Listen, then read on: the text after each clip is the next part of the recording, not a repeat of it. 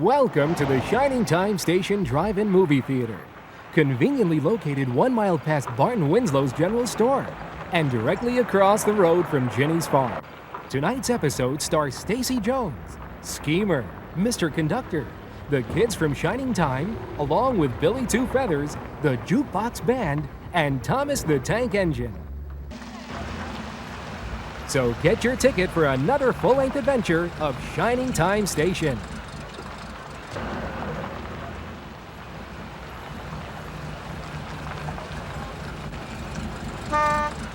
While you're waiting, don't forget to visit our snack bar. We have freshly popped popcorn and plenty of it. And you can get an ice cold drink to go along with it. The following is a paid advertisement from Ginny of Farmer's Dell. Hey, hey, hey! What do you say? It's Ginny's apples, fresh from Farmer's Dell. Can't you just taste them? Wasn't that good? Well, then, come on over after the show and pick a bushel. Ginny's Orchard is open 24 hours a day. All you need is a flashlight. Hey, hey, hey, Ginny always says, an apple a day keeps the doctor away. And now, sit back and enjoy our feature presentation. Reach for the speed, reach for the whistle, go where the rail may run. Reach for the words, reach for the story, follow the rainbow sun. To a shining time station, where dreams can come true, waiting there for you.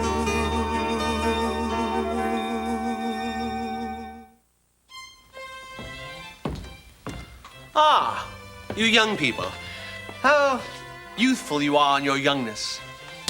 Schemer, are you feeling all right?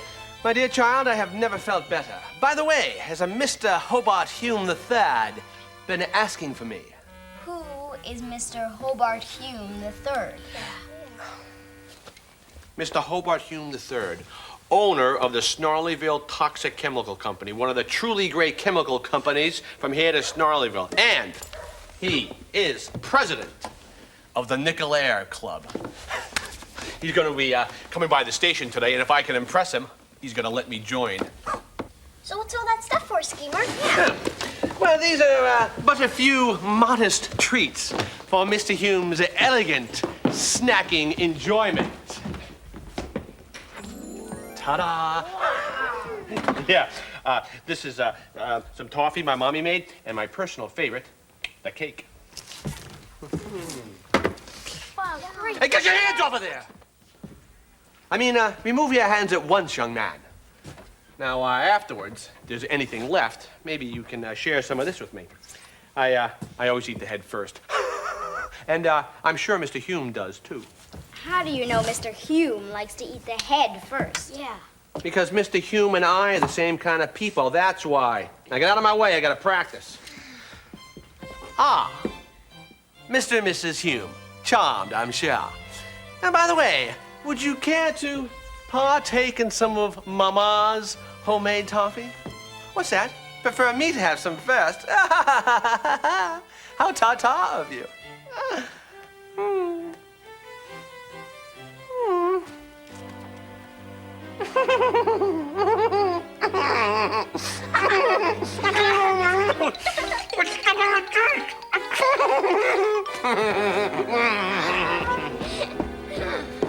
I don't think Mr. Hume is gonna like Schemer's toffee.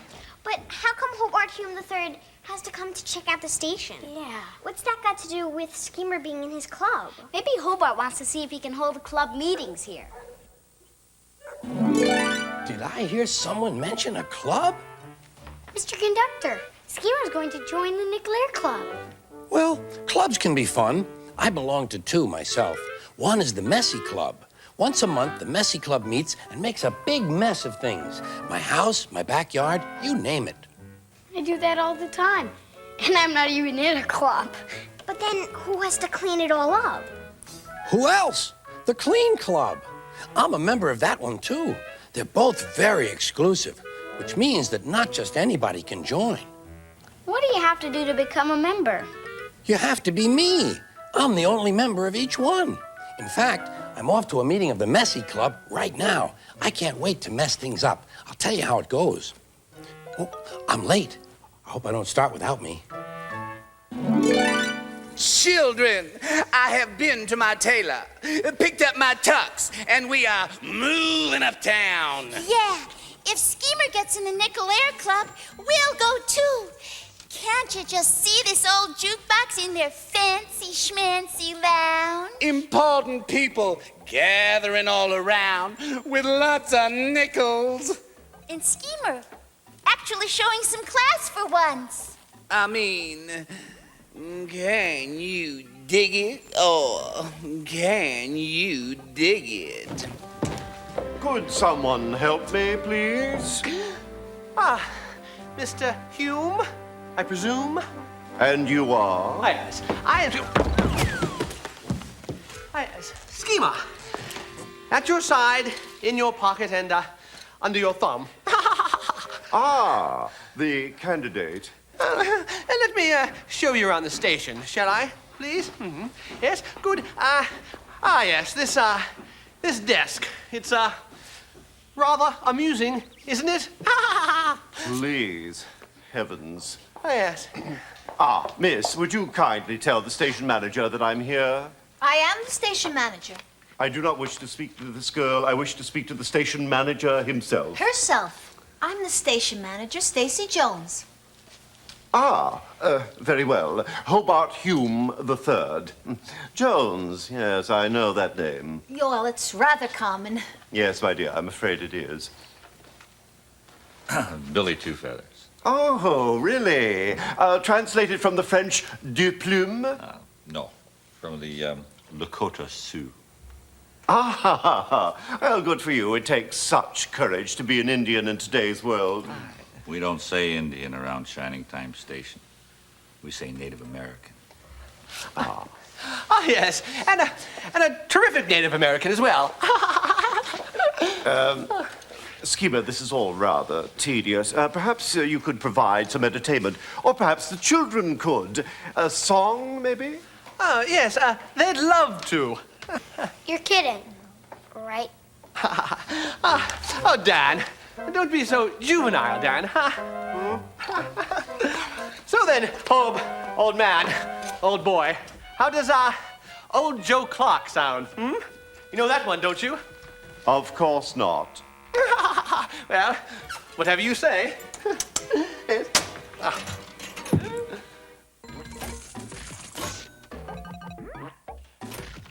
It's showtime. Let's sell it. Come on, Nickelaires, here we come. Old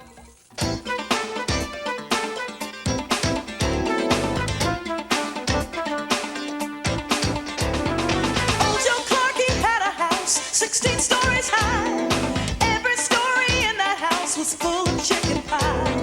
Old Joe Clark, he had a dog as blind as he could be. Chased a red bug round a stone and a raccoon up a tree. Round and round, old Joe Clark, round the other way. Round and round, old Joe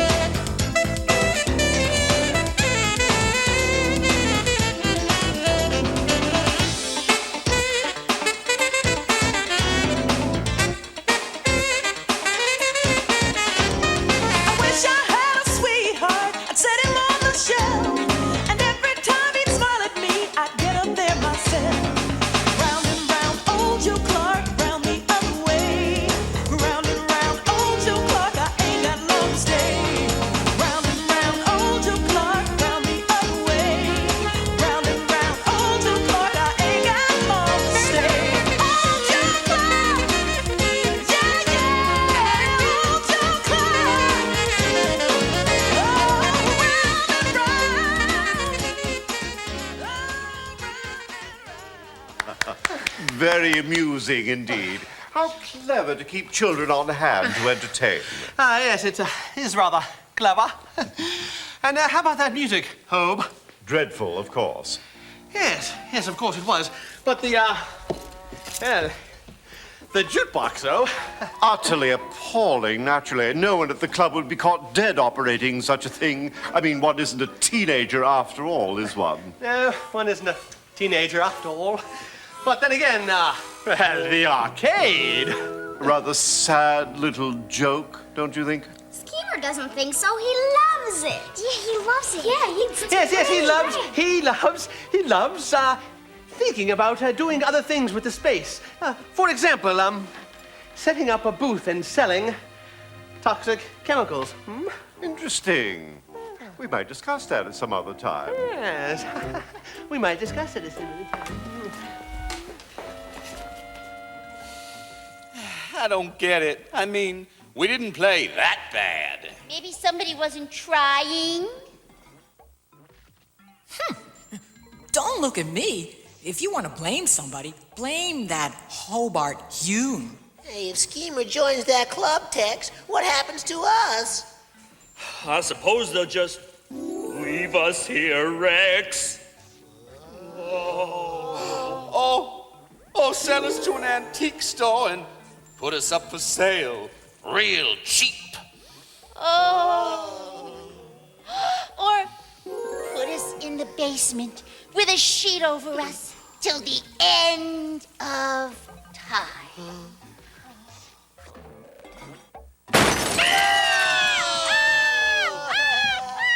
Schemer, I've been wondering if you're really one of our kind. Oh, I don't mind that you work for a living. We're much more tolerant of that sort of thing than we used to be, alas. Well, things were quite different 50 years ago. Isn't that right, sir? They were indeed. You seem to know your history, Miss Jones. I bet you're a treasure trove of folksy railroad lore. Why not entertain us with some railroad stories, Miss Jones? Oh, you don't really want to hear my stories, sir. Indulge me, Stacy. I love to hear tales of working people. Well, I'm quite busy today, sir. And I bet you tell them every bit as well as a man. Perhaps some other time, sir. Maybe we should go and have this meeting in my workshop. Well, that is not fair. I mean, someone has got to make my visit here more bearable. Folk songs, little children, uncooperative women. Really, Schemer, what kind of frightful place is this? Well, You, Billy Two Feathers. How about a demonstration of your people's wonderful culture? A rain dance, a war dance, some medicine man mumbo-jumbo. Surprise me. Oh, I'd love to surprise you. Quite a kidder he is. Yes, how droll. Well, perhaps some other time, Chief. Chief? Yes, Chief. Chief, big joke, Chief, laughing gas. But he's only joking. He appears to be obnoxious, but he's only joking. And Stacy here, why, certainly she appears to be sarcastic and snippy, but it's a joke. And, take the children, please. But, seriously, though, they appear rude, but they're just joking. It's just a joke. It's all just one big joke. One horrible joke. The whole station is just one joke. And, well, if you don't like it, then don't blame me, because I don't like it either. Neither. Schemer, I've had my doubts about you. Well, haven't we all? But I think you're beginning to show promise. I think you may just be our kind. I'm going to return to the club and discuss this with my colleagues. Then I shall return. Miss Jones, Chief Two Feathers, children. So delightful meeting you. And we're delighted as well. Ta-ta. All right. Oh, is he something or what? Oh, yeah, he's something, all right. I know just what that something is. Class. Total class with a capital K.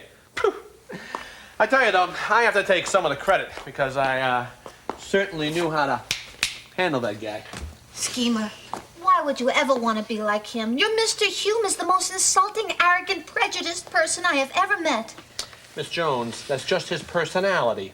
Well, who does he think he is? Doesn't he know we have a busy station to run? He thinks he's better than everyone else. I know.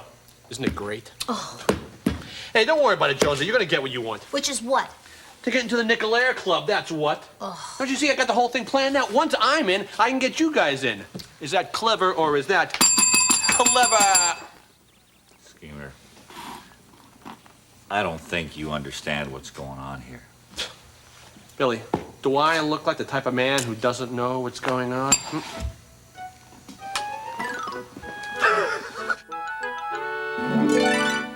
The meeting of the Clean Club is in session.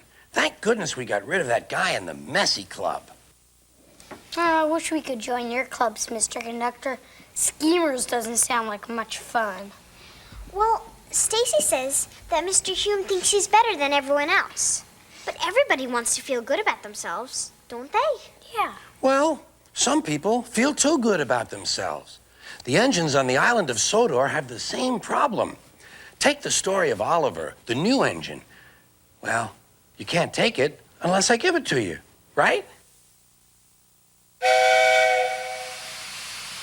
On a clear day when the sky is blue and there's just enough breeze to blow the clouds away, you can stand on the big hill above the valley and watch Duck and Oliver far below, busily at work on Duck's branch line near the sea. The two engines are very proud of their matching coats of gleaming color. Oliver often talks about the time that Douglas saved him from scrap. If it wasn't for his help, Oliver will say, I might have been caught when I ran away from the scrapyard, and I would never have come to live here on Sir Topham Hatt's railway. The other engines all wanted to know about Oliver's adventures. Amazing, remarked Henry. Oliver, said James, has resource. And sagacity, put in Gordon. What does that mean? Whispered Percy. I think, replied Thomas, it's about being clever and wise. He is, finished Gordon, an example to us all. I'm sorry to say that Oliver became very puffed up in the smoke box. Henry says I'm amazing. He's right. He whistled as he swooshed along the line. One day, Sir Topham Hatt came to see him. You are doing well. Now you must learn how to look after freight cars. Every wise engine knows that you cannot trust freight cars. The other engines warned Oliver, but he took no notice.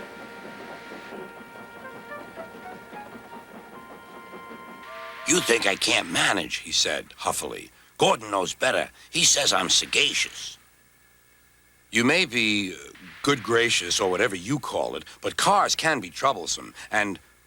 Say no more, Duck, interrupted Donald. It's a pity, but the wee engine will just have to learn for himself. Oliver pulled some loaded cars to a siding and pushed the empties to the chute.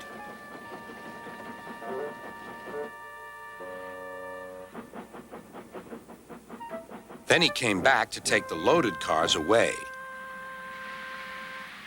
But they were comfortable and didn't want to move. What right is he to poke his funnel in here? We want Duck. Or Donald. Or Douglas. Look sharp, puffed Oliver. That's not the way to speak, hissed the cars. We'll get even. Oliver heard nothing.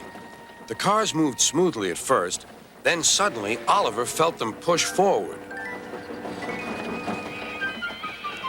His driver applied the brakes, but they were useless against the surging cars. On, yelled the cars. Oliver fought hard, but still they forced him on and on.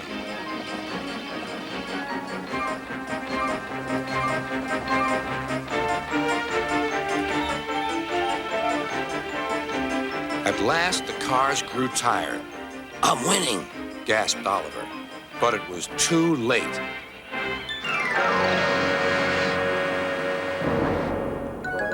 Oliver lay bruised and bemused, bunker down in the turntable well. Duck surveyed the damage. Hello, Oliver. Are you being a good, gracious engine? Beg pardon, but we really don't like this sort of surprise. Donald and Douglas will miss their turntable until it is mended. That evening, Oliver was hauled gently to safety. I'm sorry, sir, He said to Sir Topham Hatt. I should have listened to Duck's advice. I don't feel good gracious or whatever it is. I just feel silly. Well, Oliver, replied Sir Topham Hatt, now you know the damage cars can do. Yes, I do, sir. I look like a load of scrap iron.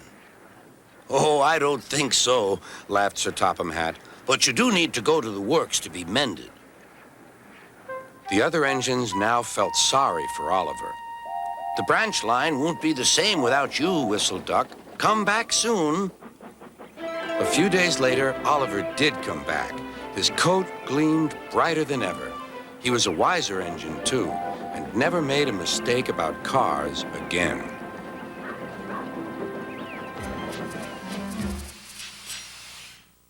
Oliver's sort of like Mr. Hume. I think Mr. Hume is worse than Oliver. At least Oliver learned that he wasn't better than everyone else. Yeah. Oh, Schemer! This is the stickiest toffee I've ever stepped in. I don't think I'll stick around.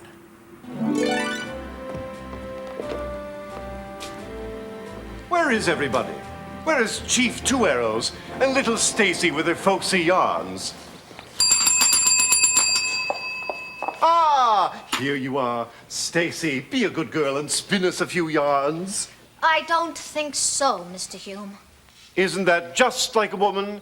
They lead you on and then they change their minds. What about you, Chief? Going to let me down too? No dance? Sir, Mr. Hume, I think I will tell you a story. Ah, wonderful. Yes, it's about a station manager and a club. Once upon a time, there was a person who ran a train station on the Indian Valley Railroad. What a coincidence. Yes. And this station was one of the most important places in town, and everybody knew and loved this station manager. Well, there can't be all work and no play, so this person decided to join the local business and social club. However, the members of this club would not let this station manager join. And why? Because this person was a woman, and the name of the club was the Nickelaire Club, Mr. Hume. And that person was my grandmother, Gracie Jones.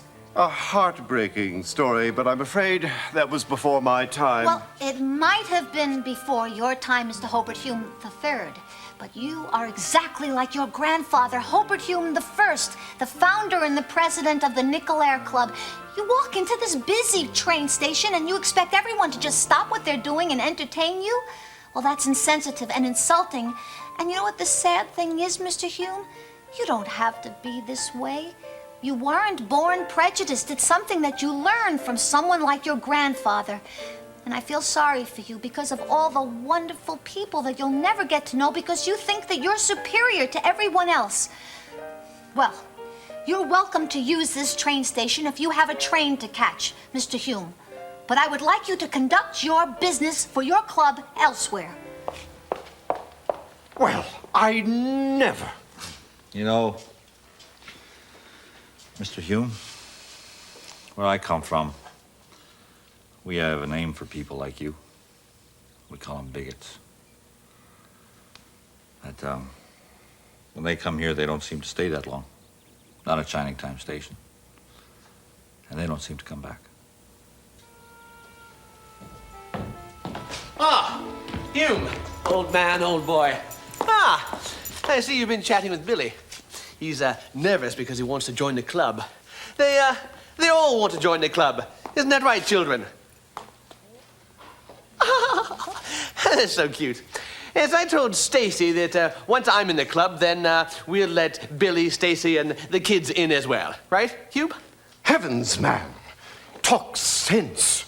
Whatever do you mean? May I remind you, we are talking of the Nickelaire Club. We don't want them in our club.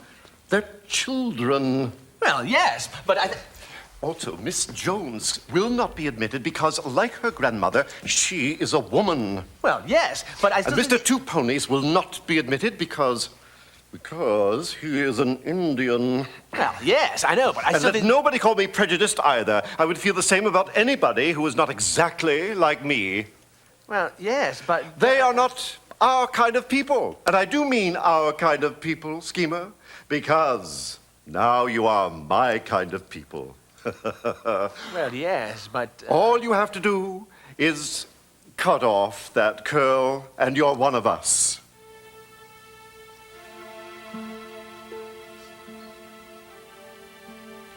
What, are you kidding with me? Cut off my curl? Hey, that's what makes me, me. I'm not cutting off my curl. I'd rather throw away my nickels than cut off my curl. Hey, what kind of a club is this you got there going anyway, huh? If everyone's got to be like you. Doesn't sound like much fun to me. My dear boy, fun has nothing to do with it. The purpose of the Nickelaire Club is to provide a haven from the rest of the world. We are the dessert, and the rest of the world? Merely leftovers. Ah, yes, that reminds me. Would you care to partake in some of Mama's homemade toffee? Oh, thank you. Don't mind if I do. Yeah, sticky. Yes.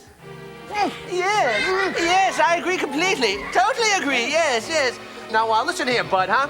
I don't know what kind of club you're running here, but I don't want to be in your nickel nose in the air club. I mean, if it's not good enough for my friends, then it's not good enough for me. Go. Go. All right.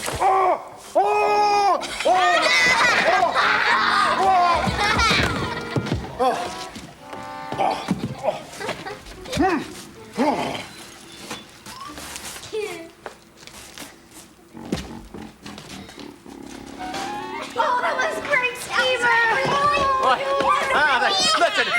Listen, if the club's not good enough for my friends, it's just not good enough for me. Well, we're proud of you, Schemer. Hey, what a clutch falling down, huh? Hey, I'm proud of me, too. I tell you, though, can you believe that, though? I mean, it was... Whoa! She always put that in my mouth.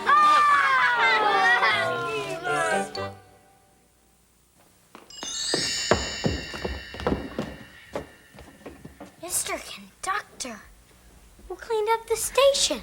The Clean Club. Who else? Because A, it's our job, and B, I thought Schemer deserved a little help after standing up to Mr. Hume like that.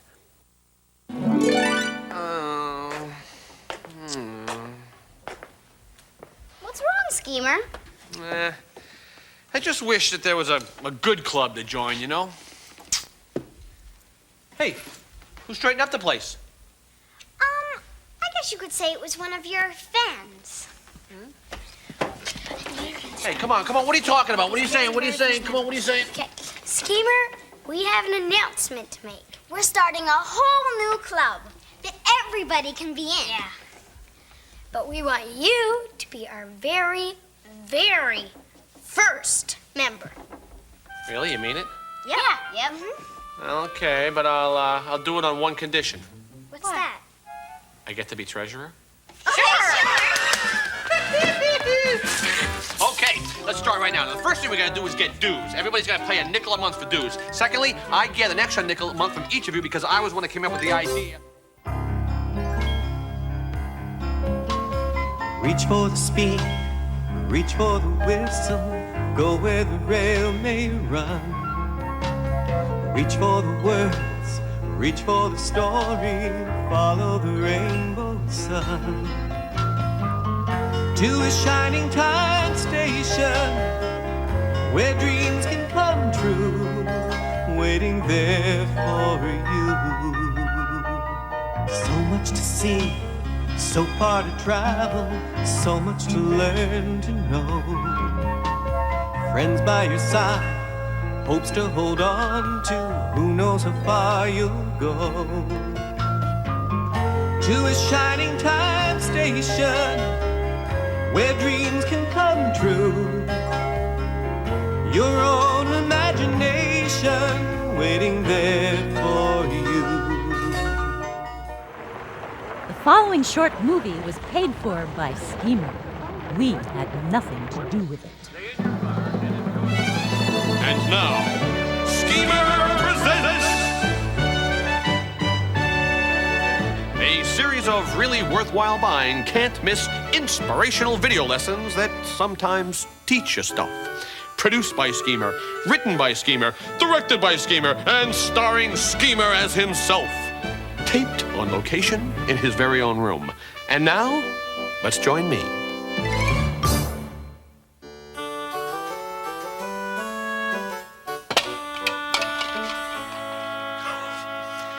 Hello, everyone. This is Schemer Presents. And I am, of course, Schemer. And today, I'm very excited and very honored to have as my very special guest, Jane. Jane is a professional actress. Is Schemer Presents swimming in class or what? Schemer, this is not what you said it would be. Jane has kindly agreed to help me dramatize in a very dramatic fashion an important lesson that I think might surprise you. And that lesson is how to apologize. So, in order to actually... Schemer, I thought you said we'd be doing a show with other people. Yeah. We'll discuss that later.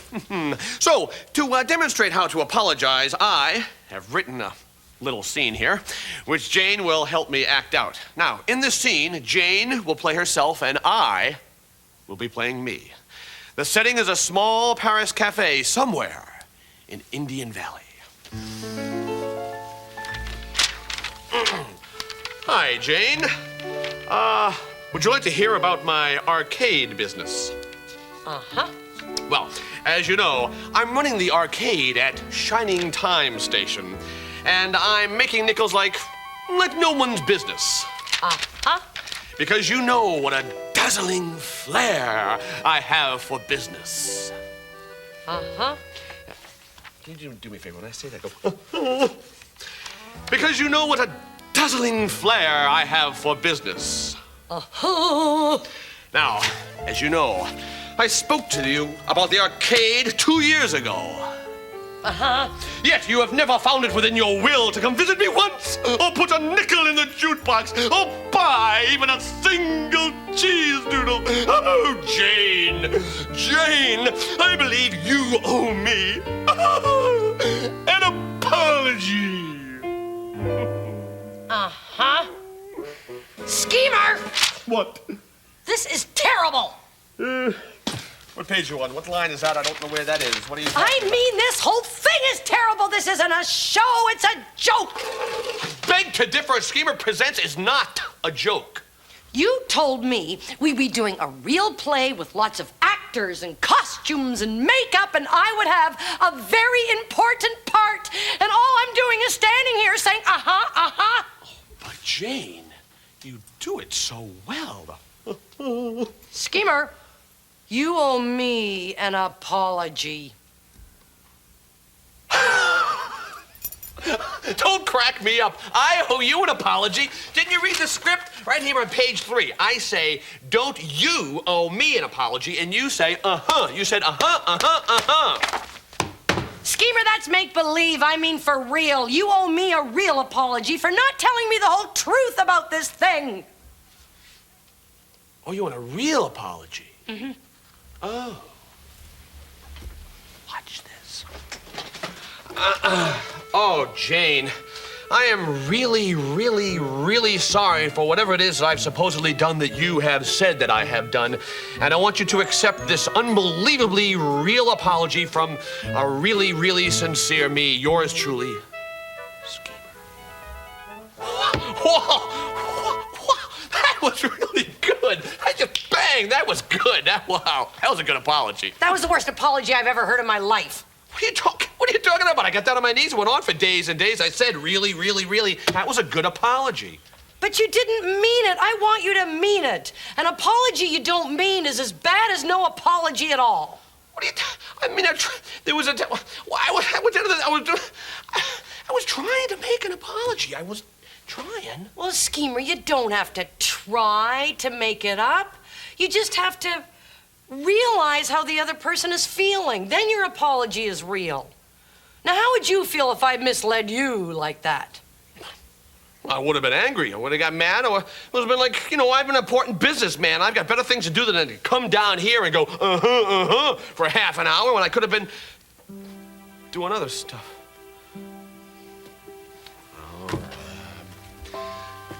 I'm sorry. I guess I do owe you an apology. I just wanted you to come down to help me, and I should have told you exactly what was going on, and I'm sorry. Thank you. I accept your apology. I'll see you later. Okay. Thanks. Thank you. Bye-bye. Thank you. Boy, this calls for a song. Ding, ding, ding, ding.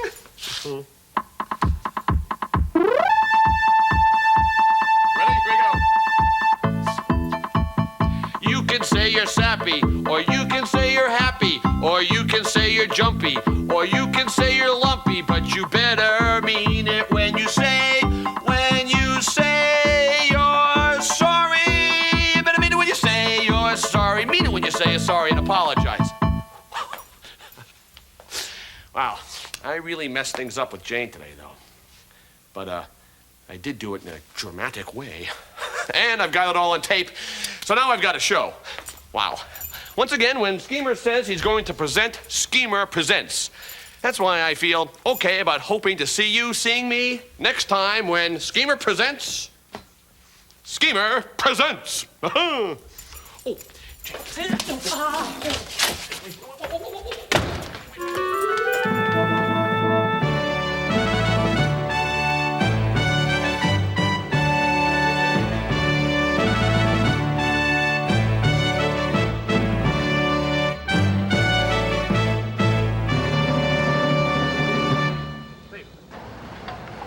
We hope you've enjoyed the show and that you'll come back and see us again soon. Remember to drive carefully and have a safe trip home.